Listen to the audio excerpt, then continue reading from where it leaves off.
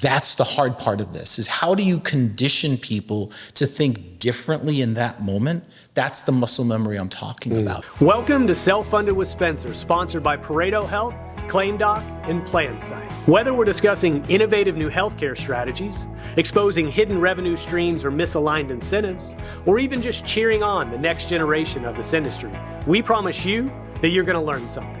So thank you for joining us for another great conversation about the future of healthcare. You ride these waves, right? But you have to peak at the exact right time. You can be the best team in season and then, have a really bad series or have a bad first game. And all of a sudden you go, what just happened? We were the best team all year. For this one moment in time or this space in time, we're not. Or you have the opposite, which is a team does okay during the year, makes the playoffs, and then just gets hot at the exact right time. That was it's the beauty of playoffs. Right? What was that? The Rockies of 2004, right? Yeah. When they played the Red Sox. Yeah. And they had won 22 of their last 23 games. They were sitting under 500, nowhere near sniffing postseason. They ended up in the World Series. Yeah. I mean, it's just insane how that can happen. But it is a good life lesson, right? Getting off to a fast start is always better than getting off to a slow start, but nothing guarantees a great finish. Exactly. And that's a great way to start a podcast, Rob. Nothing guarantees a great finish. Let's see how we do.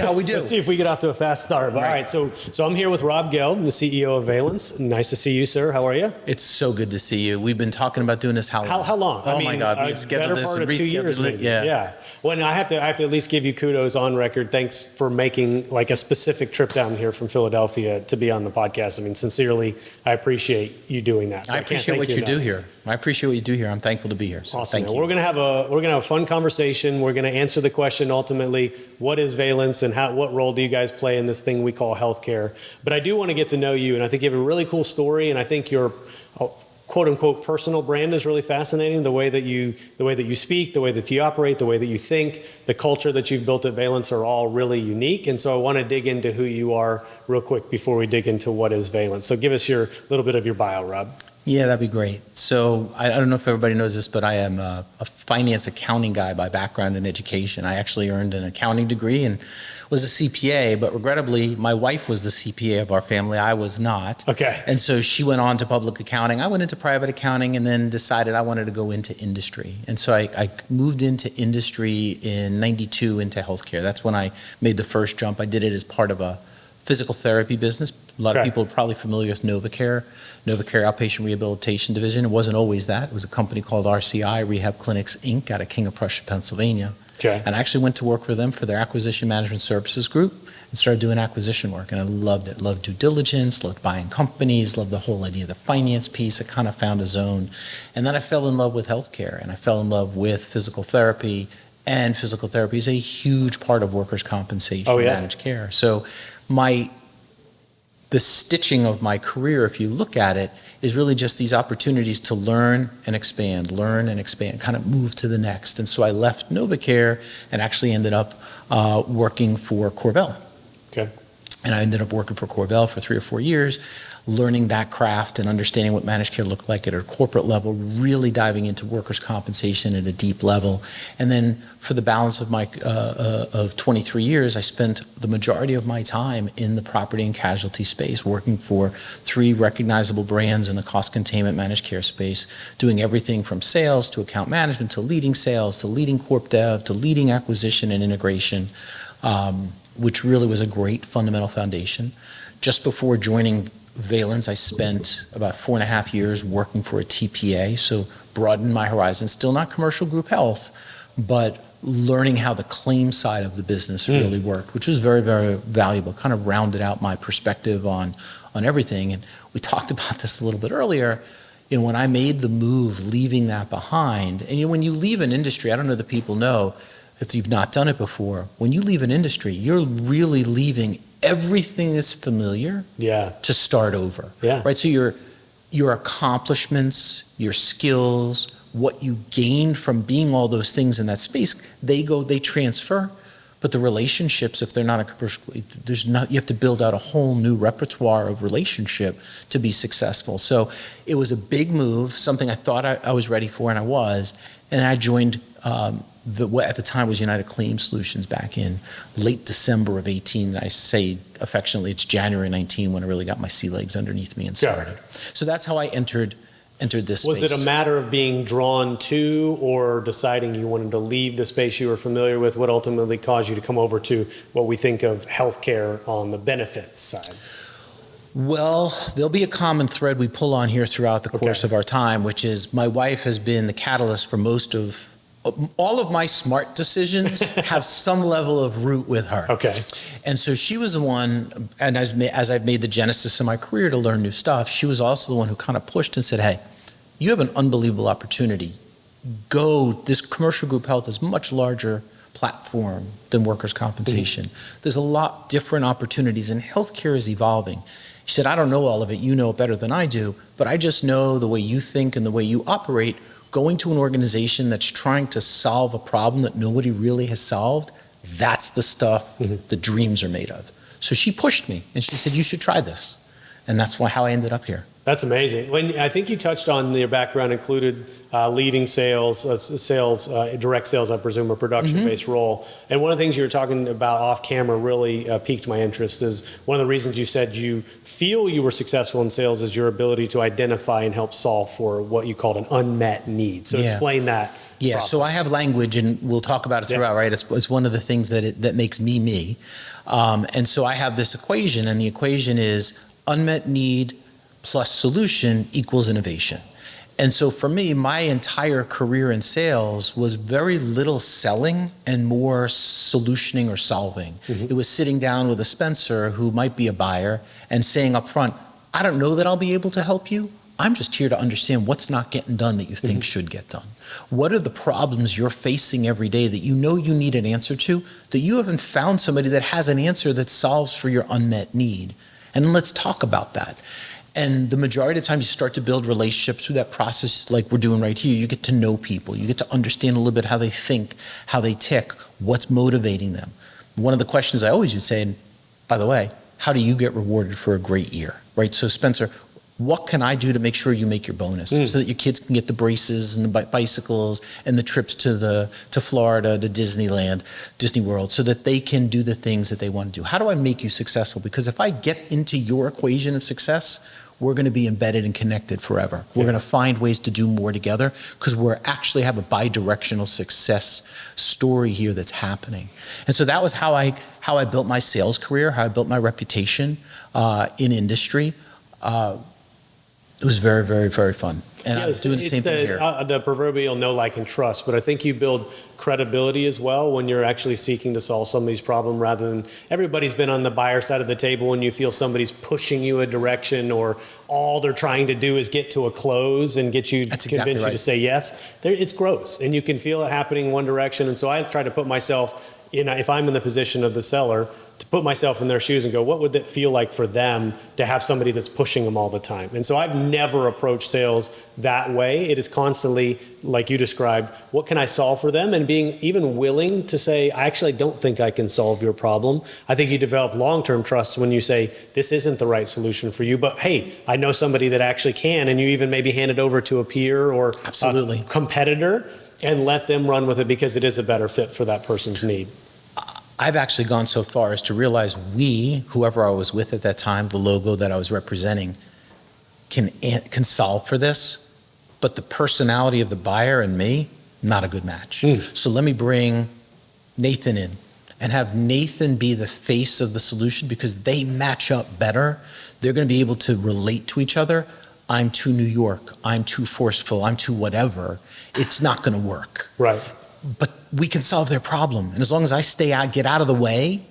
You just remove some friction. I remove the friction that we don't need to solve for the unmet need and make this a good experience for that particular individual in that business. Well, one commentary before we move on, because I want to get to what did Valenz look like 2018, 2019 versus what it looks like today. But you said something that really, I think, created an association in my mind. Here at Pareto, one of the things I've noticed about our direct salespeople is the relationships they really build with the consultants. That consultant says, hey, what is your goal this year? Or how do I make sure you're the top in your region? They actually, as the consultant partners, want our RVPs to succeed. They want to know what their goals are. They want to know what they can do to help them achieve their individual goals, because they know that benefit is mutual. I haven't seen that anywhere else where somebody's so proactively trying to help a salesperson get to their goal.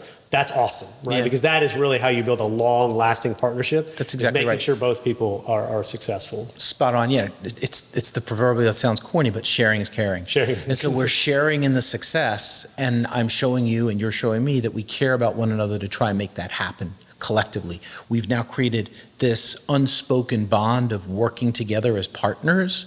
It's hard to separate from people when you feel like you're partnered in the solution together. And that gives you that opportunity to explore new opportunities to solve unmet needs that emerge as things evolve. Well, the key difference there is you have plenty of great salespeople that can build amazing relationships. But if that relationship isn't also coupled with solution-based selling, where you actually are solving your customers' problems, it'll solely be built on a relationship that might be great to go with the families to go to on a vacation or play golf. At the end of the day, you still have to solve your customer's problem. And if you can do both of those things, it's going to be very hard for somebody to unseat that partnership. And it's funny because I turned 57 last Thursday. Okay. And if you saw my golf game, you would know that was not the way that was not the way I sold, right? And so there are plenty of buyers who take the appointment to have the drink, have the dinner, play golf, and then they call Spencer or Rob to do a deal. Yes. Because there's a trust and respect factor that accompanies you're going to think for us, not for you, right? It's going to be me and you together in the way you're approaching solving this. Exactly. Pareto Health is the largest benefits captive in the United States. With nearly 3,000 captive members, 1.3 billion of stop-loss premium in force, and almost 1 million covered lives, no other benefits captive comes close to Pareto Health's scale. But it's not just about the numbers. Pareto Health is a mission-driven organization, and that mission has two distinct parts. Number one, to make self-insurance simple and more accessible for small to mid-sized employers. And number two, to arm them with the most powerful cost management tools on the market. So if you're an employer frustrated with your healthcare outcomes, or you're a benefits consultant looking for an alternative to the status quo, it's time to consider Pareto Health. Pareto Health, where employers come to do self-insurance right, to do it easily, and to do it at scale. All right, let's pick back up the timeline because I want to get the state of affairs in 2018, 2019 when you joined Valenz. Did you join as CEO? No, I joined as the chief revenue officer. Okay. So I joined as the chief revenue officer. At the time, the founder of the original platform investment business was United Claim Solutions was still with the company, but looking for an exit, looking for a way to get to the board. And so there were a couple of us inside the business as executives he was giving opportunities to see if one of us would emerge. And, I was blessed to have that opportunity emerge where I was given the opportunity in February of 20 to lead the business ultimately forward. February 20 and then March 20, I closed the business because of COVID. That's a different discussion, right? Yeah, We'll we'll shut down offices. But what did United Claim Solutions do? So United Claim Solutions, or UCS, as was affectionately known in the industry at that time, started in 2004 out-of-network claim negotiation, exclusively in group health commercials, so no other lines of business. And so that business was invested in by private equity in 2017. And we'll talk about private equity at some point, I'm sure, and the benefits of having access to capital to be able to do really cool things with businesses when you have vision.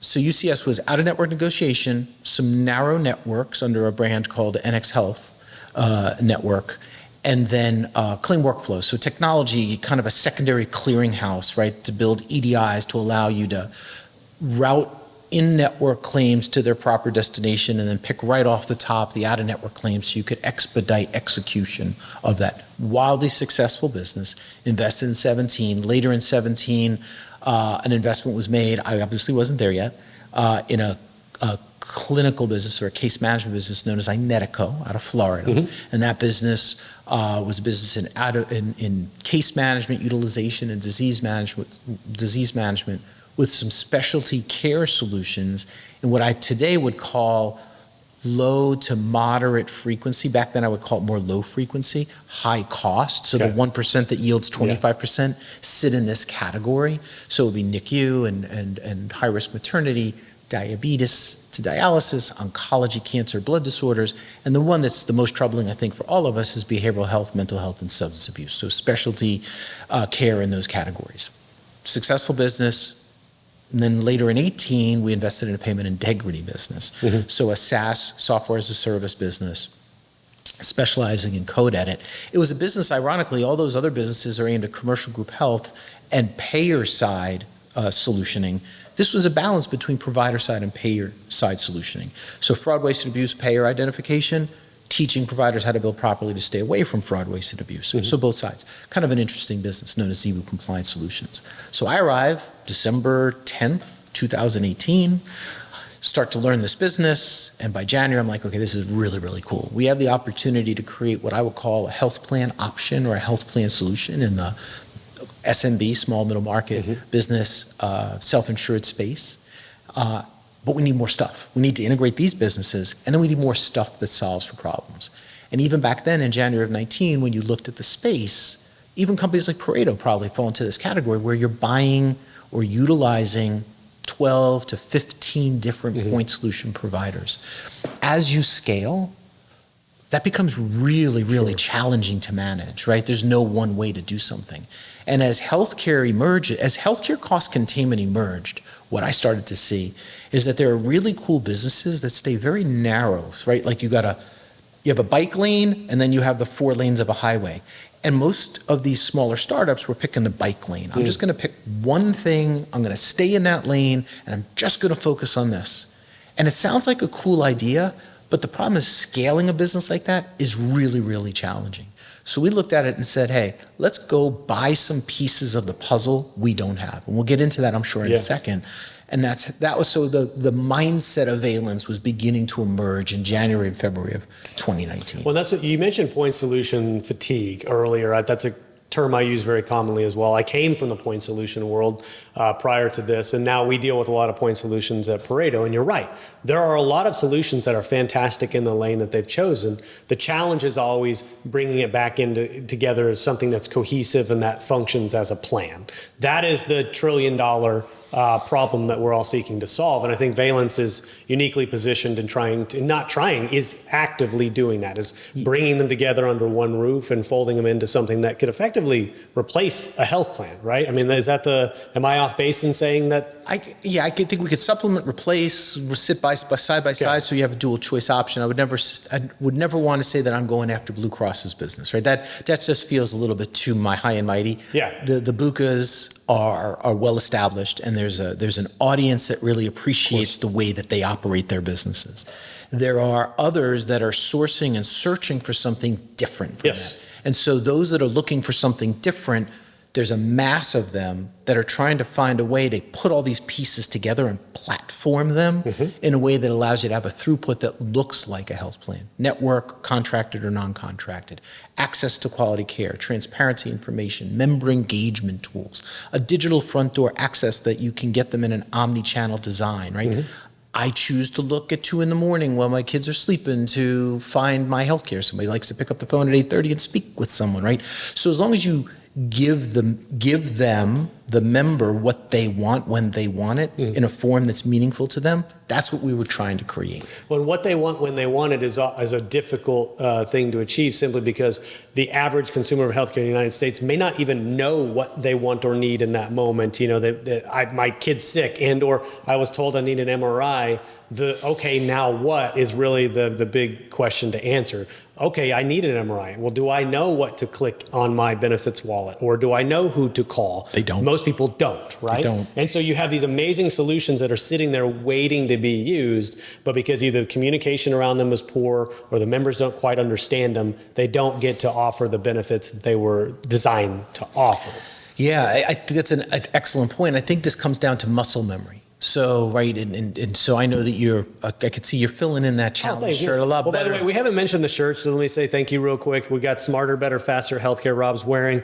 I've got the challenge shirt, which I know you're going to explain. I think this is the first time I've worn swag from my guest while they're on the podcast. So really? I'm doing this for you, man. I just have to say that. I appreciate that. So if you aren't watching the video, make sure to check out the picture and see the shirts. But anyway, so go back to your point you were making. Yeah, so I think muscle memory is one of those things that we've got to start to think differently about, right? Athletics, we understand it. Repetition, creating new muscle memory. I want to run a 10-minute mile, I want a 9-minute mile, 8-minute mile. Well, I've got to train, I've got to do things to teach my muscles how to operate and react and respond when I call upon them in that moment. And if you use that analogy and liken it to healthcare, we as an industry, we as an economy have done can I say shit? I'm Yes, say of course. it. You did, We've but done a go for it. shitty job, Yeah. okay? A crappy job of creating muscle memory for members to understand. Now there's reasons, right? And there's some. Well, I would even argue the muscle memory is there in the way that they were trained before. We've all been trained as an industry to operate and function the way that we have functioned, and we're trying to actually undo bad muscle memory and replace That's probably it with fair. good. Yeah. That's probably a good way to look at it too. I like the analogy because if you think about it, your kid falls and they skin their knee, or our son, as an example, when he was 3 years old, he was riding his skateboard, the wheel got caught in the grate of the sewer, he went flipped forward immediately, and cut his lip open, and it's hanging off the top. In that moment, my wife had the wherewithal to understand we have to go to this hospital, we have to go and ask for this type of specialty. We're going to need a plastic surgeon right away because that is something that you want to touch up right away or else it's going to scar right away. Wow. We didn't think about cost, Yep. right? And we went right to the emergency room. Now, if we had trained ourselves differently, we might not have seen that as a emergency moment requiring crisis management 101, which is go right to the emergency room, where you might have trained people, say, well, look for this for a second, look for that for a second. It feels very hard. Feels almost callous if you think about it. Like, oh my God, your son is bleeding, he's 3 years old, and you're wondering about what has healthcare got to do for me and how's the cost of it. So that's the hard part of this, is how do you condition people to think differently in that moment? That's the muscle memory I'm talking about, is now that moment has arisen, how do you call upon what you've been taught to respond to it in a way that's efficient for everybody? And the other challenge we face is, when you're selling to 100 and 200 and 300 life groups, some of those members are never even going to use the healthcare. Right. So when they finally have to use it, what the way they were trained on their benefits 3 years ago, by the way, maybe even with a different employer, right? And now how do you expect them to respond? So we've got to find a way to I'm not talking about universal care because I am not for that at all. What I'm saying is universally start to talk about what to do with healthcare. Yes. How should you think about the financing, the cost, the quality, the access, the control of benefit, like all of those things. We've got to educate. Well, that's what I think what you're speaking to is building a higher baseline for healthcare literacy in the United States. Yeah, it's a massive undertaking in and of itself to do that, because you also have to answer the question, why should you care, right? Why do you need to lean in and understand this? Because at some point you're going to find yourself interfacing with the healthcare system in a crisis moment, and you're going to need to know what to do, right? Or ultimately you're going to pay a financial price for that, and God forbid a health price if for a wrong choice as well. And so that is, part of what I think a reason to do the podcast is that, right? Building up a baseline of literacy, mostly within the consultant world, because then that matriculates outward through employers down to members. But I think there's another way you can go, which is how do we build on baseline of literacy just for everyday Americans that don't care about the healthcare system in the first place or don't work here? That's a bigger problem. I agree with you. PlanSight is a complete game changer in the world of insurance brokering. As a broker, you know how time-consuming and error-prone the traditional RFP process can be. But what if I told you there's a better way? PlanSight is the only end-to-end RFP solution on the market made specifically for benefits agencies. It's like having a superpower that gets you an average of 8 to 10 hours back per employer renewal per year. And the best part? PlanSight supports all carriers, all funding types, and all group sizes for over 20 different benefits. If you're ready to make your RFP process faster, more efficient, and more profitable, it's time to call PlanSight. Visit plansight.com now to book a free demo and discover the future of insurance renewals. Sorry, so I want to go back to Valenz. So I want to talk about you started to make your mark there, if you will, and recognizing maybe some gaps in what your business was delivering, the rebrand into Valenz, if you can tell that story. I can. And then catch us up to present day 2024. Yeah, so let me kind of move you through the timeline. So when we looked at this a lot of things kind of came into focus for us. Number one, we were talking about an aspirational aspect. So we came up with these phrases called aspirational and perspirational. Okay. And in the early days of January, February of 19, it was aspirational. 90% of what we were doing was, we're going to be, we will be, we're going to get here. Mm-hmm.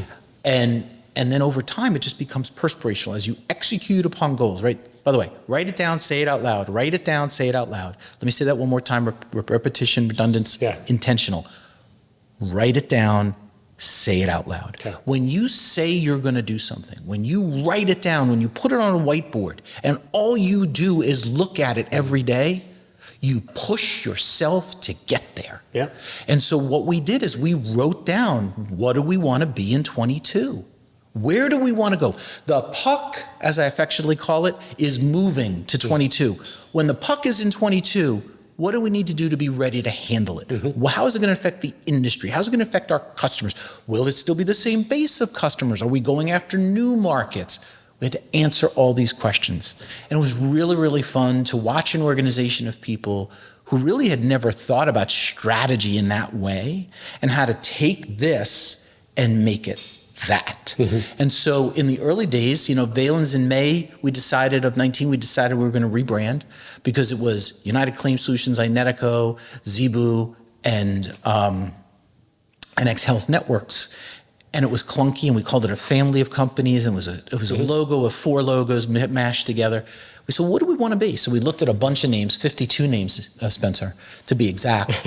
And most of them sounded like the next great drug, right? Okay. Next thing, pharmaceutical. But Valenz kind of stood out, and it stood out because the Latin translation is strong, vigorous, and healthy. Mm-hmm. And if you ever see me sign anything, right, I say, be Valenz today, strong, vigorous, and healthy. Strong, vigorous, and healthy. Strong, vigorous, and healthy. When I like it, I've never actually heard that term before either, so it's got such a uniqueness about it. I've never, in passing, stumbled upon the word Valenz. So there's something that is like very uniquely you guys when I think of that word. But strong, vigorous, and healthy, which I think you guys obviously intentionally chose that as a result, and it does apply to healthcare because we all want to be strong, vigorous, and healthy in our lives as well. Yeah, we want to create strong, vigorous, and healthy members. We want to create strong, vigorous, and healthy families. We want to create strong, vigorous, and healthy relationships.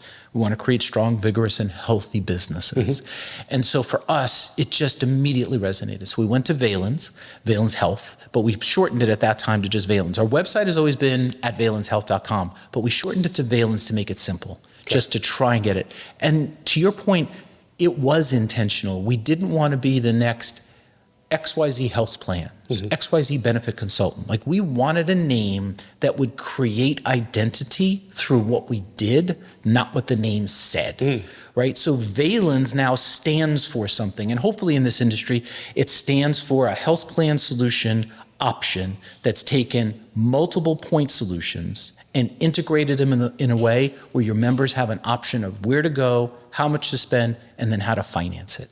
And along the way, get some pretty good outcomes and have a good story. Yeah. So that was kind of the vision. At that same, so we launched at SIA San Francisco, October 19. I was there, yeah. Yeah, as Valenz. That was our first moment as Valenz. And what was really fun, anybody who has been through a rebranding, there's this anxiety that fills you up. Oh, should I let them know it's formerly known as, or Valenz, UCS is now Valenz. And what I said to everybody is, look, anybody that knows us, we've done a really nice job since May to October 1, they know the new brand. Going forward, no one cares about it. All new customers are just gonna know us as Valenz. Mm-hmm. So we never, ever, if you go back and look at the literature, we never referenced the old. We simply, on October 1st, 2019, Valenz was born. Cool. We're coming up on our 5-year birthday. Oh, well, congratulations. In October, yeah. So that was kind of fun. And then we said, okay, we're going to start these building blocks. So the very first thing we did actually was a brand promise. We left the vision and the mission silent for a while. We focused on a brand promise to engage early and often for smarter, better, faster healthcare. Okay. Smarter, better, faster healthcare. Why is that important? Because if we simply said we're going to give you cheap care, that doesn't really resonate with people. We're going to find a smarter way. We're going to find better. We're going to get you there sooner. Smarter, better, faster. And healthcare is critically important. And so engage early and often it kind of moves you into this idea of if we could touch you before your journey. So at the moment you decide this minute, I need to do something, I need to find a provider, I have an issue and I need to figure out where to go and what to say, I want to be that moment. I want to be that phone number on your card, I want to be that website you access, I want to be that portal you go in and look at your benefits. That's what we wanted to get to. All aspirational in October of 19. Today, perspirational. Yeah, aspirational, but I think even just the positioning of the smarter, better, faster healthcare, you're simplifying it for people because this is so complex. This whole system is just a behemoth of corners and webs, and you're just trying to navigate through it, and most people just get stuck and they take the path of least resistance and go right to an ER as an example without having that cognitive stopping and saying, hey, what should I be doing in this moment? You have to simplify. You have to make it very easy for somebody to understand. I don't know if I know exactly what Valenz does, but they're smarter, better, faster healthcare. So I should probably call them first, right? Or I should probably go into their portal first because I know they're there to help me do this. I don't know exactly how to do it at this moment, but I trust they're going to help me achieve that end. And so you simplify it for somebody in a moment where they might be a little bit heated, they might be under duress. If I can simplify it, make it easy to get them to where they need to go as fast as possible, but have some intelligence applied, well, that also makes it simple for me to understand where you fit into this healthcare chain at the same time. Spot on. Yeah. So from Engage Early and Often was born what we now affectionately call the foundational four of our culture. Okay. Simplify the complex is the first part of it. So, what we were saying in the early days, we've cleaned this up, but early in October, November, December timeframe of 19, we were saying we're simplifying health. We're simplifying the complexities of healthcare. We're basically saying we got to declutter it. We've got to demystify it. We've got to make it more transparent and understandable in bite-sized ways where members know and understand what's happening for and to them. Yep. And then from there, we're going to get comfortable being uncomfortable. Because if you know anything about challenge to change, the only way to get comfortable is to know you're going to do new stuff. So you're going to be uncomfortable every once in a while. And you got to trust that you can do it. And then from there, that means you're going to get a lot of things right, but you're also going to make mistakes. We call that spilled milk.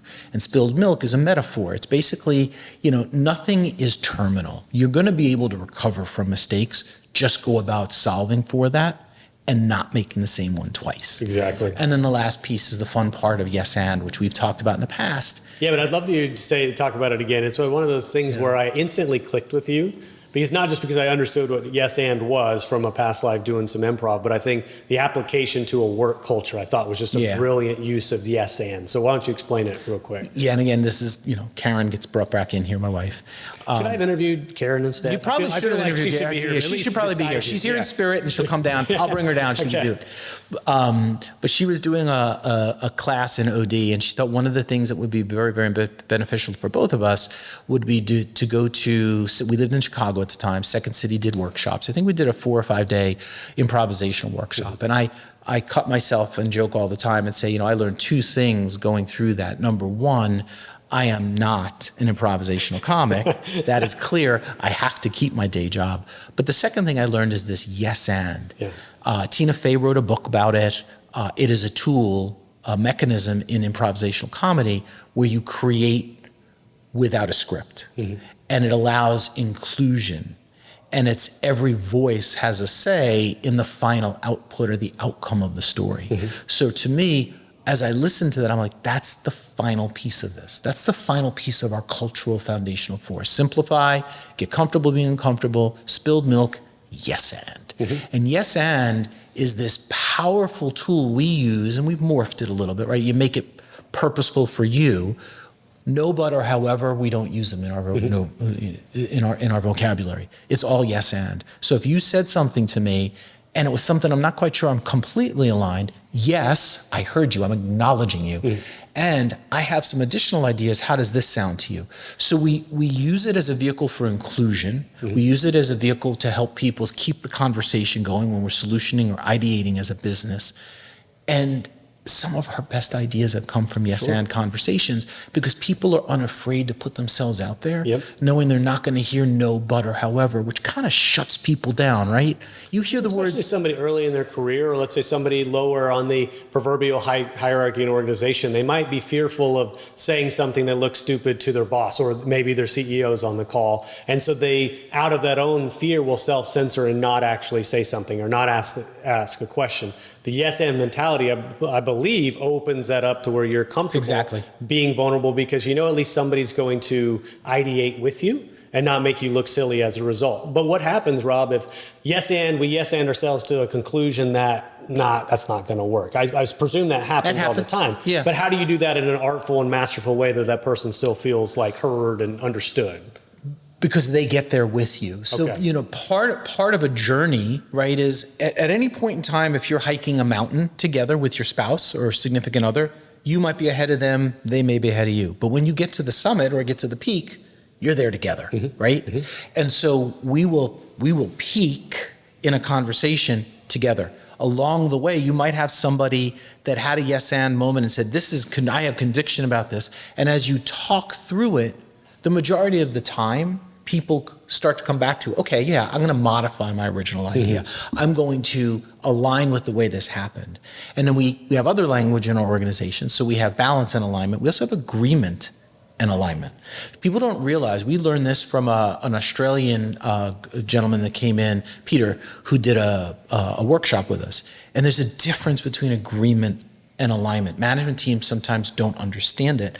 Agreement is the what and the why. Alignment is who, how, and when. And when you put those two things together, you get agreement and alignment. So these yes and conversations will ultimately result in agreement and alignment. And it doesn't mean that my idea is exactly being implemented the way I first proposed it, but it means I can get behind it now, yes and, I can get behind it because I like the way we're now taking it forward. And those are the types of conversations we have as a business. And the other thing I said to you earlier this morning is, I'm a Seinfeld guy, right? Seinfeld had an episode with George where he got in the head of that woman, Costanza. And it was all repetition, right? The first time I met you, I thought you were annoying. The second time, I thought you weren't that bad. I kind of like you now. And I recognize you and I know you and you're Costanza.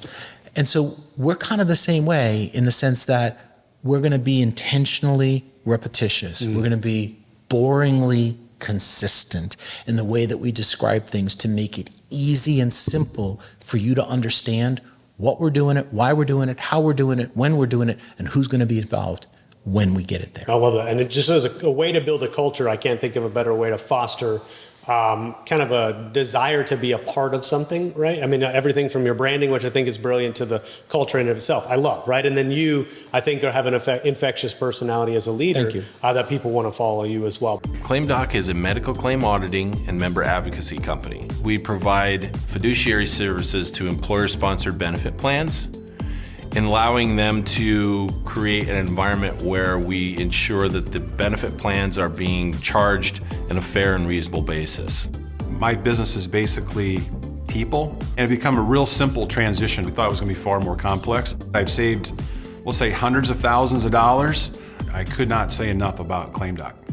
But for the folks that don't have as good a grasp of Valenz as a vehicle for achieving their ends, I mean, a lot of consultants listen to this, but people in the whole ecosystem that we call self-insurance, from pharmacy to TPAs, et cetera, are a part of the group that listens to this show. I'd like to crystallize for them in their mind, oh, Valenz would help with X, Y, or Z, or Valenz is appropriate for this type of employer. So let's bring it down to a little brass tacks level for them.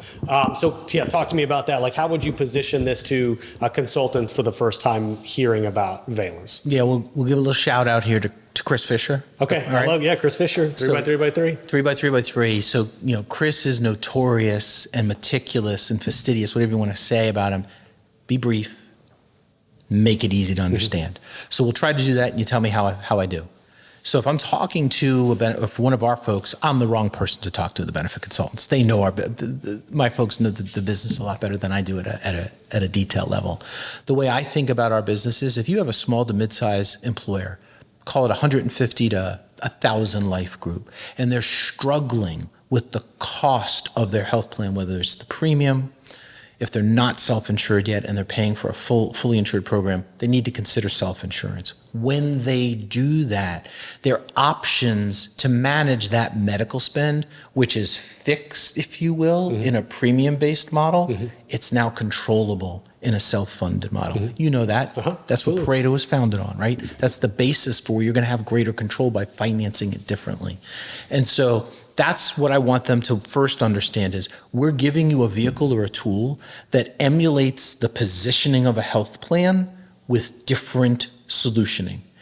We have networks that have contracts. We have non-contracted networks. People refer to that as reference-based pricing. We call it market-sensitive repricing. There's transparency data, and there's other factors that help us identify regionally what the right level of reimbursement is that's fair to the provider that will minimize the level of noise or friction without a contract. Okay. And so we have those pieces. You then surround that with navigation tools and engagement tools on the front end. So we have digital front door, we have an app, we have the ability for people to exercise and understand different options for care. Then we have what we call the care value optimization of cost and direction of care.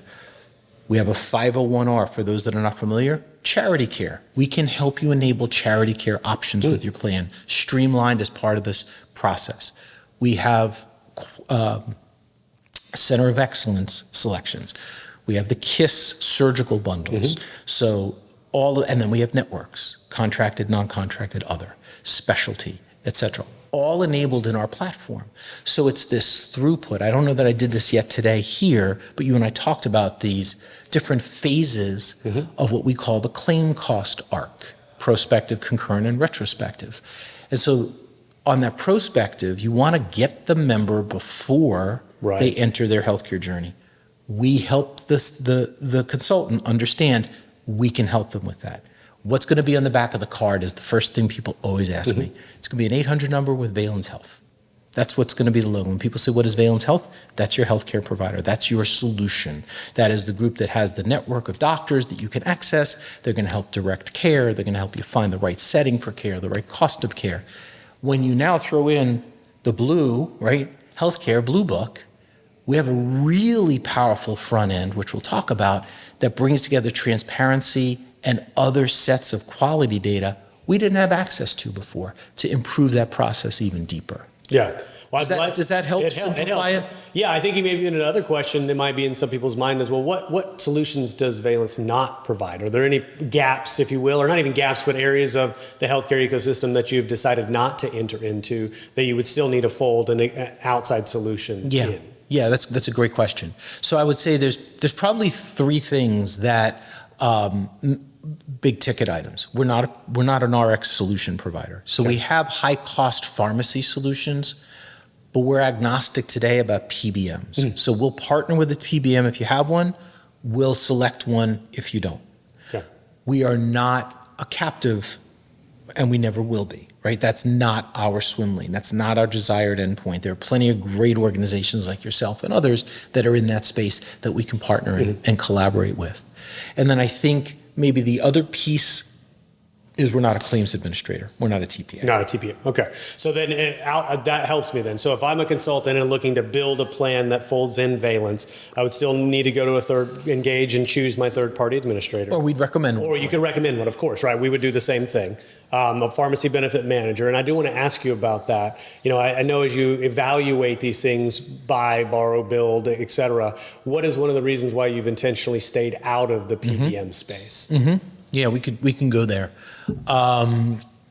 So pharmacy is an interesting piece of spend, right? So if I go back, memory lane, workers' compensation, pharmacy was a growing subset of total spend, right? At one point it was 10% of your total medical spend. Now it was like 35. Healthcare, commercial group health has kind of mimicked that. It's the same. And it's escalating at somewhere between 5 and 8% per year. It just keeps growing and growing. And then as new biologics come out and all the different categories of spend and the J-code creativity that exists, I mean, there's all kinds of ways that people are finding ways to continue to see an escalation in a category that should start to show some sort of going down. We're just nervous about buying something in this category right now, quite candidly. I don't know how to value some of the things that are out there. There's some really good companies that have made a career in the MAP and PAP as an example. With the AbbVie litigation, who knows what that looks like. Right. So I'm not suggesting those are bad businesses or they have bad models, but they have models that are challenged now because there's a change that's going on in the space, and they have to start to figure out how they're going to adapt to that. So. And it just feels like it's such a highly specialized area. Finding a partner that's really, really good at it is probably the best bet for us. Well, and I think I asked you that because I think that's the same equation. And I can't speak for the Andrews, I can't speak for our team behind the scenes, but we don't provide a pharmacy benefit manager of our own either. I think one of the big reasons is you want to remain agnostic, right? Correct. So you want to be very good at your core, which our core business is a group benefits captive. Provide options and even provide what we believe are much better contracts off the shelf that a small group or a mid-sized group can choose, but we don't own it, right? So there's separation between that and the TPA and the networks so that we function over here, we bring solutions to the table, yet we don't own those solutions, so it doesn't appear there might even be conflicts of interest simultaneously. But I think that autonomy that a group is allows a consultant to come to the table and say, you know what, I really like EHIM better than SmithRx as an example. Okay, great. Bring EHIM to the table. We will do that. We will underwrite that. That is your choice. And so it really comes down to that, the unmet need that you talked about earlier. If a consultant doesn't have an unmet need around solution partners for those type of things, awesome, you get to choose those. If you do have an unmet need and you would like some recommendations, well, you're welcome to pick off our menu as well. And we know these things are going to work for you. We trust those things. And I think having that separation, at least for us, is important. Agreed. But you have such a vast ecosystem that I wondered if that ever entered into your, or even like a TPA is the same question. Is there, why would I want to own a TPA, or is it better to just have a small subset that we recommend, We do a lot of business with TPAs. So there is an element of, it would have to make sense to our customer base why we're entering a space that we're partnered with. So that would be something we'd have to be thoughtful about. And there's a lot of good TPAs that are already out there. The world doesn't need necessarily another TPA. We're specialized in medical. When you really simplify us down, if you go to our mission statement, I think that's probably the best way to think about us. We optimize the cost, quality, and utilization of healthcare. And we do that in a way where you can buy us as a full platform solution, or you can take pieces in a point basis and enable them as a cost containment tool. That's really what we do, all medical. Yeah. We do underwrite stop loss, so we have an MGU that we own, and we work with a carrier out of New York, Sirius Point, and they're phenomenal. And so we're in that space. Why did we get into the MGU space? Yeah, I'm curious, taking risk, Yeah, so that business for us made a lot of sense because as we were going aspirational to perspirational, and this whole idea of an integrated offering, would somebody be willing to underwrite it at a discount in the premium, give decrement benefit to the cost containment you'd be giving? So we call that V-rated. And so we enabled that with our own MGU. It is agnostic. So you can buy all of our solutions and not use our stop loss. You can use our stop loss and never use any of our solutions. But it was a place for us to do a little bit of chemistry testing, right? Get in the lab and start to figure out, does this work? And it does. Well, let's double click down on the things that you do, which is, I want to talk about Healthcare Blue Book for a moment, because they're part of our ecosystem, our offerings, well, same with KissCard. And so we're seeing a lot more overlap in Valenz these days with Pareto. But what was the premise behind the acquisition of Healthcare Blue Book? Yeah, I mean, Healthcare Blue Book, when you look at it, is such a, for them and for us, it's just a natural combination. It just makes so much sense for the industry, but also for our two businesses. We are a platform business that is focused on reducing the overall cost of medical spend and helping members, payers, and providers and plans find their path in that category. When you look at transparency data and you look at the genesis of compliance, transparency, and how you use that across that arc I mentioned earlier, Healthcare Blue Book, I mean, I don't want to brag about them because we just acquired and we're integrating them. They are recognized as the gold standard for many, many years. They created transparency visibility before it was even like there was ever awareness of it. When the transparency rules came into effect, there were businesses that popped up from a data perspective, total tech businesses, to attack the compliance piece. Blue Book actually went backwards from where they were with premium navigation to build a compliance solution from their own toolkit so they could play in that sandbox. And now they're moving forward from there. And so for us, if you think of navigation and direction, cost, and quality of care, and you put the data set and the asset that they are in between those two slices of bread, that is a very, very powerful offering now. Because we have access and utilization of data at the front end in that prospective phase.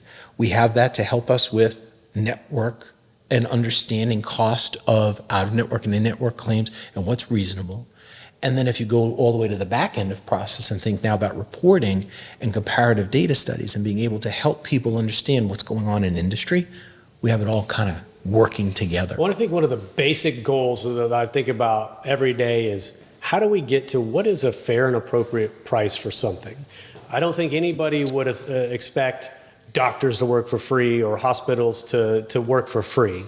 However, what we want to know is we're not being taken advantage of, or we're not at the mercy of a system that's designed to use us, these are my words, as a pawn to extract finances out of, extract resources out of a health plan or an individual. So at the end of the day, we just want to know, well, if I received this service in this setting, was it fair and appropriate what I owe or was paid for that service in that setting? That's it. And I think Healthcare Blue Book does help to answer that question. Doesn't tell you exactly what is the right price, but it tells you directionally what is appropriate for that level of quality and care. And do you know within a spectrum you paid an appropriate amount? Is that a safe way to think about it? Okay. I think it's a safe way. I really like the way you just described it. You know, I liken everything to analogies that are easy for people to relate to. Okay. Everybody goes to the grocery store. Everybody buys a car. And so there are ways of looking at, before you go and shop, you know, I go to the farmer's market and I'll walk down and I'll see somebody selling an ear of corn for 69 cents and somebody sell it for $2. They look the same to me. I'm going to use the 69 cents and I'm going to be quite happy. So you can get information that way. You also have the ability to go online and look for stuff. Cars are a great example, right? So you can go to Kelley Blue Book, you can go to all these different resources and find what's the right price for the vehicle I want. You can also do the research of, well, what vehicle do I want? How do I use a vehicle? And it'll tell me what type of options I can get. And so why shouldn't healthcare be similar to that, right? Similar to that. I get that there's an emergency aspect to it. And so what's a fair and reasonable price, to your original question? So when I entered the workers' compensation space, the first thing I actually did, I didn't talk about this, I actually was a controller for a physician's practice. So I actually was a controller for a orthopedic surgeon's practice in Philadelphia. And I learned a lot about Medicare because there were a lot of people that were older breaking hips and Medicare was the payer. What you learn about Medicare is the fee schedule was built in a way it was never supposed to be used as a basis for reimbursement in any other payer system. It was exclusive, right? Because it's an RBRVS design, and then how many units to create a price point, and then there's an escalator each year based on factors. That was how it was originally designed. So using Medicare as a basis for reimbursement by itself didn't make sense to me, just in general, coming into this space. So we wanted to find other data points. So there are UCR data sets that are available to you. There's a RAND study that Gloria Sack has, right? So she has a RAND study that we've digitized, and we have the ability to kind of triangulate against it. And so we have, 5 to 6 different data sets that ultimately matriculate around what is a fair and reasonable reimbursement. And in its final look, it then says, okay, what do providers in the community accept as reimbursement without friction? And so we can, in that final stage, determine what makes good, reasonable sense in that provider community. So we've just looked at it a little bit differently. I don't know that there's any one answer, because what a doctor will accept for a 99215 office visit in Frisco, Texas, is different than Irvine, California, is different than Bellevue, Washington, is different than Kalispell, Montana. And what drives that is the cost of that area, the number of providers and competition in that marketplace for those patients, for those services, right?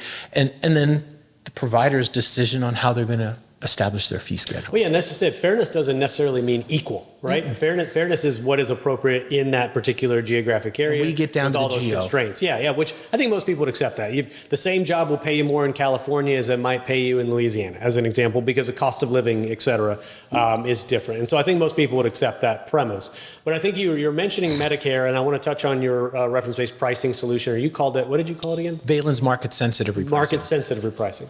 What it seeks to do is answer that question using the proxy of Medicare as a basis and then adding a margin on top of that. And so we actually don't use Medicare as the starting point. Well, okay, so the traditional reference-based pricing, Yes. or what it is. Let me at least. So therefore, it's trying to back into an appropriate level of pricing with some wiggle room Correct. on top of Medicare to say this is what should be paid in this. It is a crude, if you will, way to achieve that end, but I think it's been successful. Reference-based pricing is, I don't think, going to be the predominant way that we pay for claims, but it has created a niche that has been really successful. I would agree with that. And yeah, ClaimDoc's a partner. I trust what they do. But ultimately, I just think that category in itself is doing a service for the marketplace, but they've just backed into pricing a slightly different way.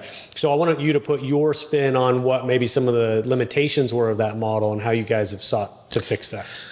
Yeah, so RBP was new to RBR or RBP, depending on what acronyms you used back in 19 when I first entered the space.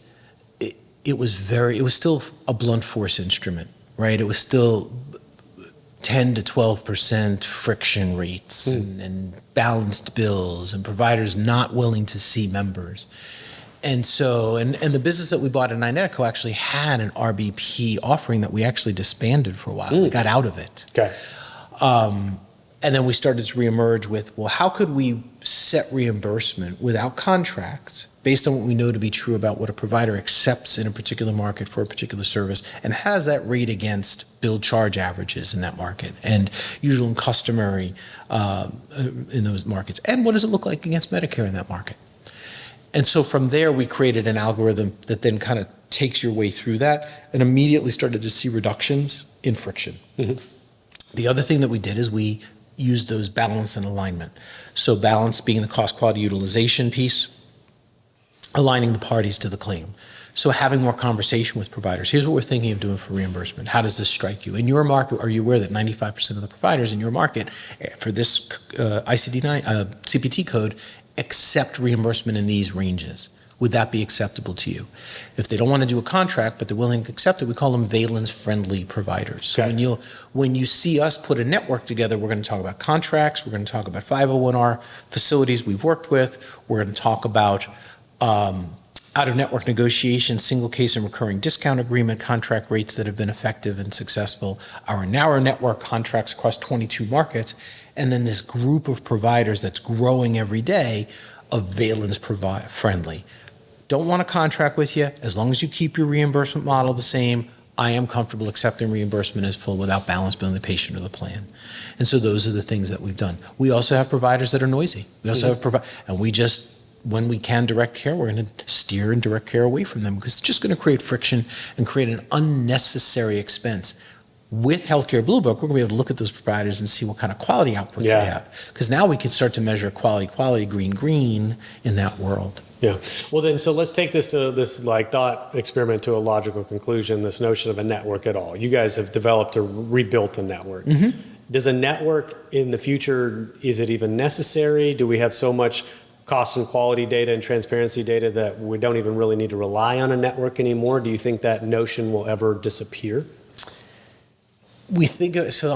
This is a puck question that I have a lot, and I think there's an interdependency, Spencer, on this, which is who is really going to own providers.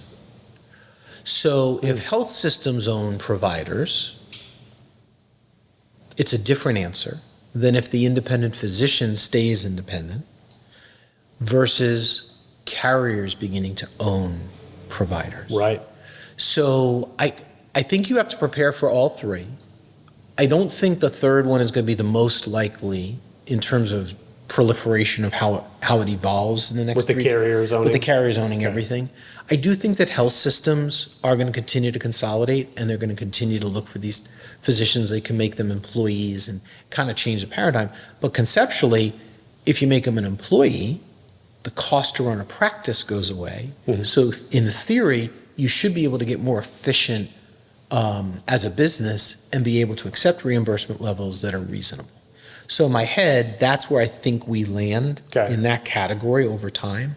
I still think you're going to have the independent physicians. I know there are a lot of people that believe in advanced primary care and direct primary care. I am not one that is a believer or non-believer. I believe there's a place for it, and we have a place in our platform to plug one in if people want it. We've not built it.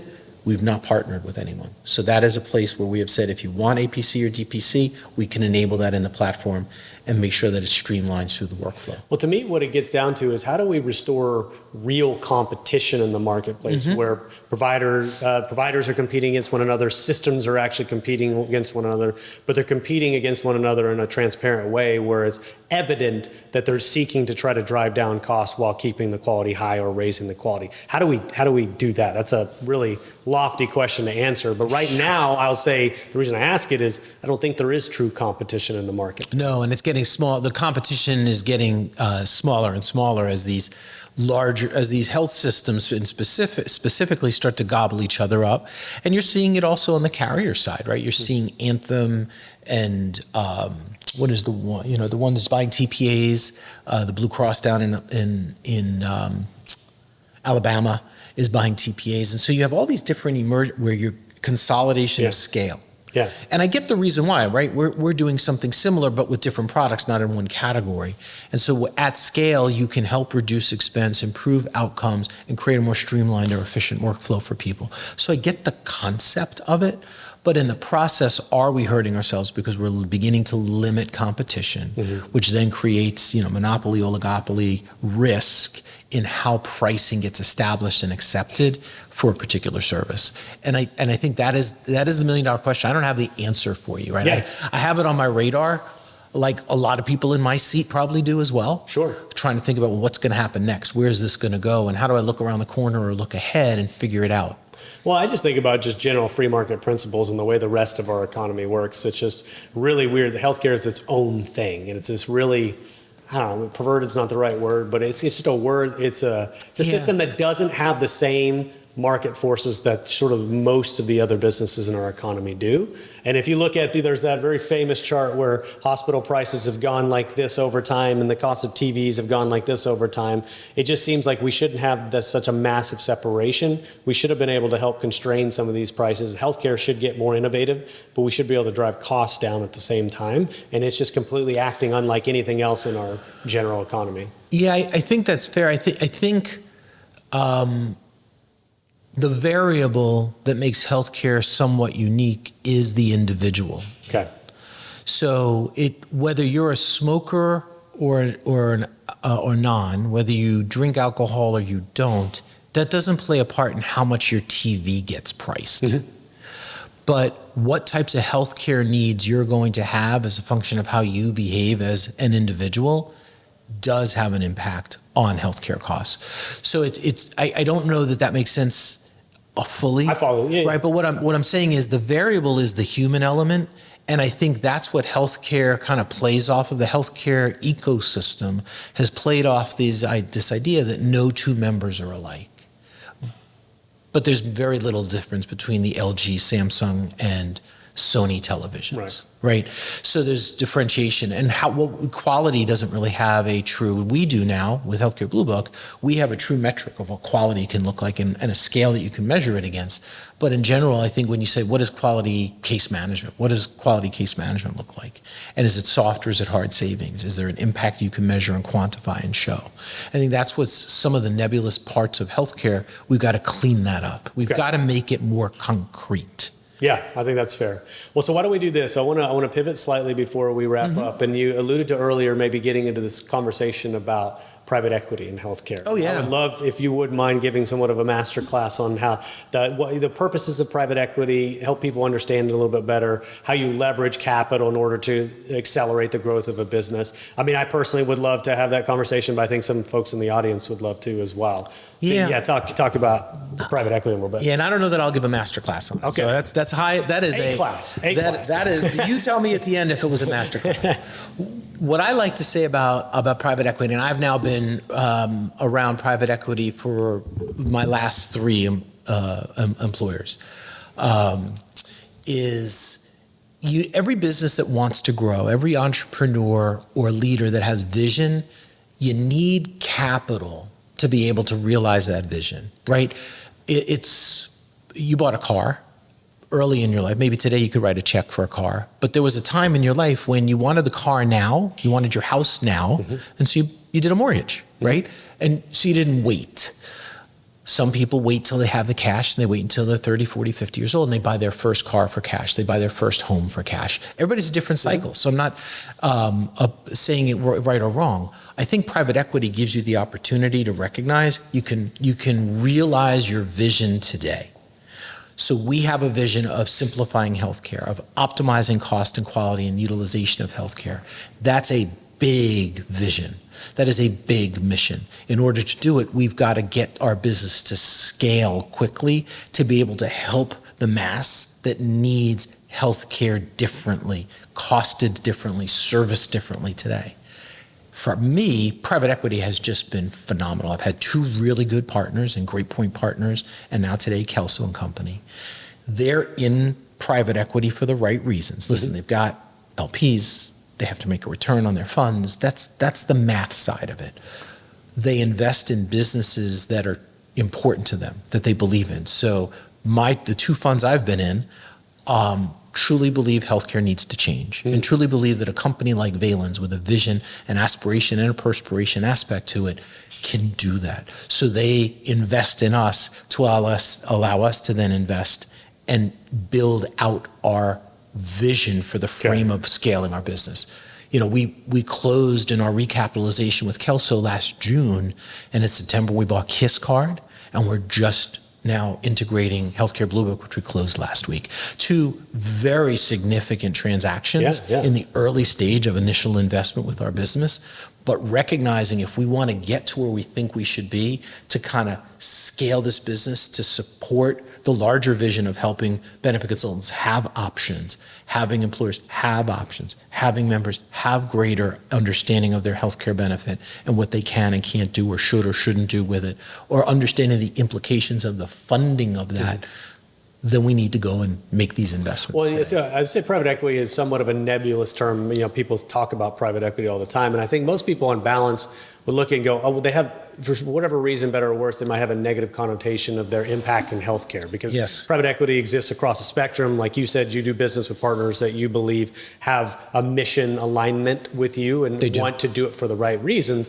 There are other funds that might just exist simply to maximize the ROI in a shorter period of time. So how do you evaluate those right partners? How do you find the right partner for you? Yeah, so for us, so if there's someone listening to this that's looking for an answer to private equity, how do I decide if I should go that route or not? You know, what I would say, I was blessed I wasn't the founder of UCS, right? So I came into an investment. The yes and as I came out of that investment and had the choice of what do we do next. We interviewed a ton of equity. We ran a process. That process yielded interested parties. That interested parties yielded management team meetings where we whittled it down to a select few, and then we got to know the people. And it really was know the people, understand their investment philosophy, understand how they look at a business like ours, what are their expectations of return, all of those types of things. How quickly do they want to get there? What are they going to let us do to run our business? Are they going to try and be operators, or are they going to let us operate the business and they're just the capital to help support the vision and the strategy? And that's what we found. And that's what we found. But for us, it was intentional and a conscious choice to go with Kelso. We had other options. We chose them, they chose us. It was great. And it was by getting to know them and understand all those things that I just referenced. And is there anything that you would say as for folks that are looking out for red flags or things to be concerned about? Are there any things that you would recommend to be aware of or pay attention to help you determine if it wasn't a good partner for you? Yeah, that's a hard one because each situation is personal, right? So I do think that if the focus is on returns and horizon timelines, and it's not about what you do, how you do it, and why it's going to be successful, that potentially would be a red flag you'd want to Maybe dig deeper on. We have a phrase, scratch, dig, and dive. So scratch, dig, dive into the rabbit hole. I would take a dive. I would get into the rabbit hole and ask a lot more questions. Okay. And take your time. Take your time. Yeah, because ultimately you're looking for a long-term partner. It's a partner, right? It's a true partner. But then the other side of the coin is, maybe I'm scaling my business so quickly and I'm organically creating the capital that helps me speed to an end. But then you'll probably get to some point where you go, well, I've reached the ceiling of what can be accomplished organically. Now I need to interject or infuse capital to get to that next echelon, right? I think that's right. I think the other piece that's unrelated to the capital is if you're the leader of that business, you need to be able to just demonstrate and articulate what your vision is for the business. How are you going to use the capital? Why do you need the capital? Where do you think the growth opportunities are? What can this business become?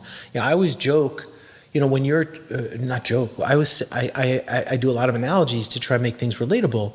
And I think you and your kids, I never ever placed a limit on what my kids could become. Right? They were born and they're going to be. And I'm going to make sure, my wife and I would say, Karen and I would say, we're going to stay out of their way and give them every opportunity to figure out what they can become. They could be an astronaut. They could be a professional sports player. They could work 9 to 5 in a bookkeeping office. Whatever it is that they're going to aspire to become, they could become the president of the United States. That's how we've looked at Valenz. Let's get out of the way and let the business become what it should manifest to. And I think that's what private equity buyers are looking for. Somebody that has that perception of, if I get out of the way of the business and just see what I've put together and what it can become, that's a very powerful message of, now we're going to harness the power of what we've put together to build it out and scale it. Yeah. And I think that's my one message takeaway for any entrepreneur who's at that moment of saying, I'm thinking I want to go for capital.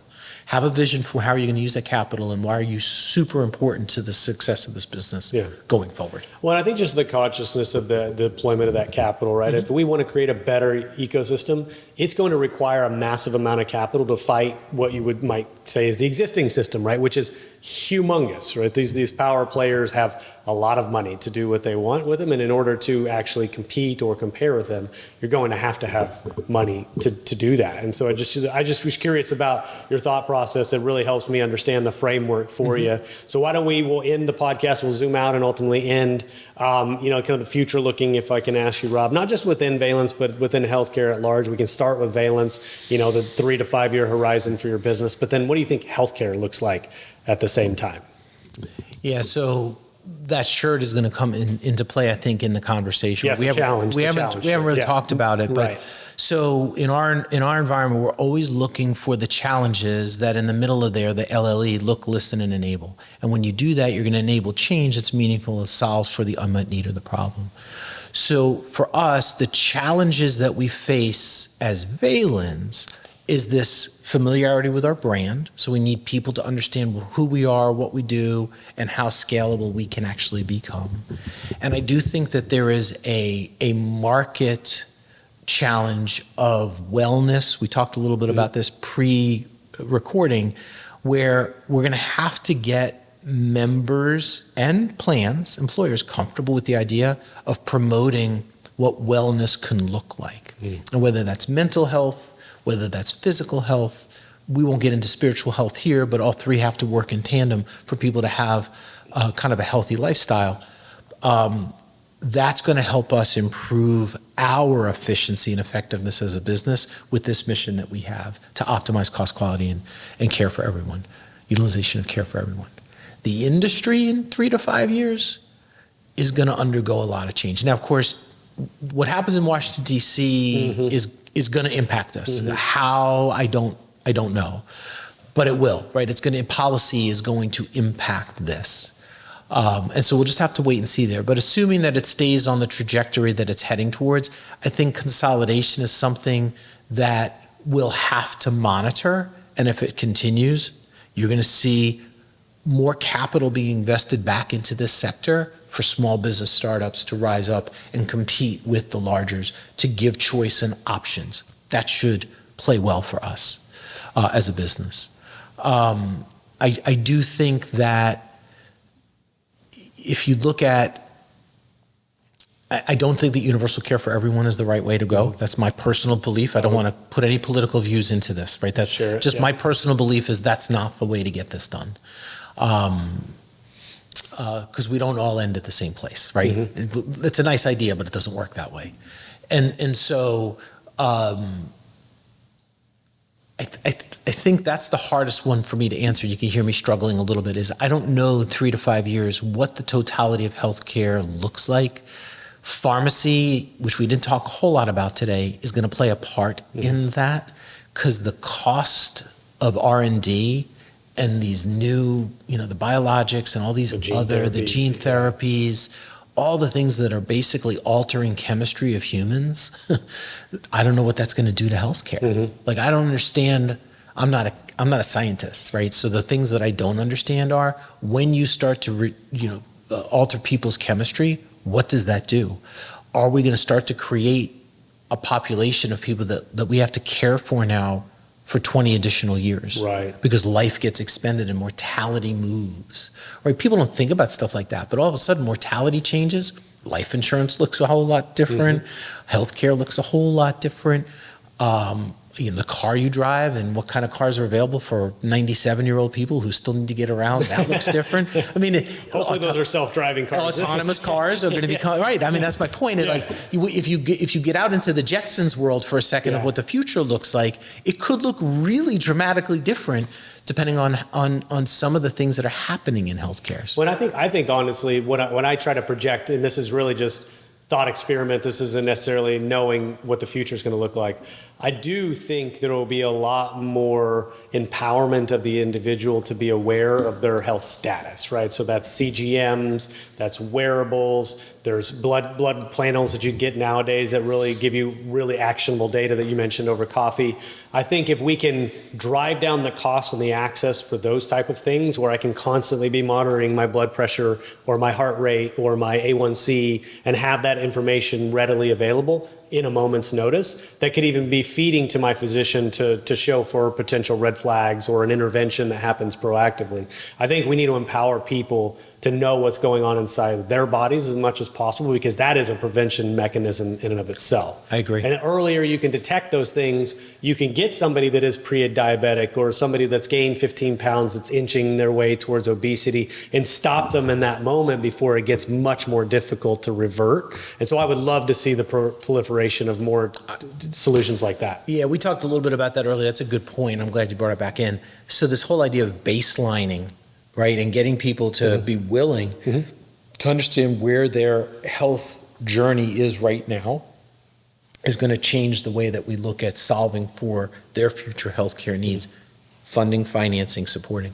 So, I agree with you 100% on that one. Yeah, there's so many more things I want to talk to you about, Rob, but I know we got to wrap up the podcast. So what I usually ask is my guests is just provide some closing thoughts. So we sum up either the full episode or just one or two nuggets that you want to leave people thinking about before they go about their day. Wow. It's hard to do, I know. I should have warned you ahead of time. That's okay. Yeah. That's okay. This was an amazing experience. Thank you. Likewise. I am humbled, and I mean that sincerely, at the opportunity to have a voice in this conversation and have a seat at the table to go to the garden variety of topics that we touched, from healthcare of the future to healthcare of today to how do you fund it to where is this business going to how does Valenz look at stuff. It was so empowering to be able to just have an open dialogue about that. And so I love the format. I love the frame of it. If I could leave the audience, I know this sounds like Ted Lasso, but I'm a person who is wildly positive. I think you, over the course of the time we've gotten to know each other, you know me that is a truthful statement. It's genuine. Yep. Right. It is. That's how I'm built. And so whether Ted Lasso phrased it or not, I have this believe mentality. Write it down, right? Say it out loud. I said it earlier and I'll say it again. Whatever your goals are, write them down, say them out loud, and go do it. Figure it out, make it happen. Don't accept excuses. I don't. I'm a humble beginnings guy. What you don't know about me is, I came from nothing. And I appreciate and am thankful for everything that's happened to me, for the opportunity to get in front of people like you, for the opportunity to lead an organization now of 600 employees forward. And I lay my head on that pillow every night and I think about them and their families, and every decision I make is going to have an influence on 600 families. I take that responsibility super seriously. So that's why I say I am humbled at the opportunity to get in front of you and get in front of your audience and have this conversation, good, bad, or indifferent, agree or disagree with me. I'm cool with all of that. I hope that we've provoked some thought. I hope so too. Right. I think we hope that have. we've provoked some thought and get people wanting to have this conversation more often and take action to solve for the things we're talking about. Well, I appreciate you saying that, and I couldn't agree more. What I will say is that I think we need to have conversations about healthcare that sound different than the old conversations about healthcare, because if we want a new model to emerge or a better parallel model to exist, you have to speak differently about it. You have to ask different questions about it as well.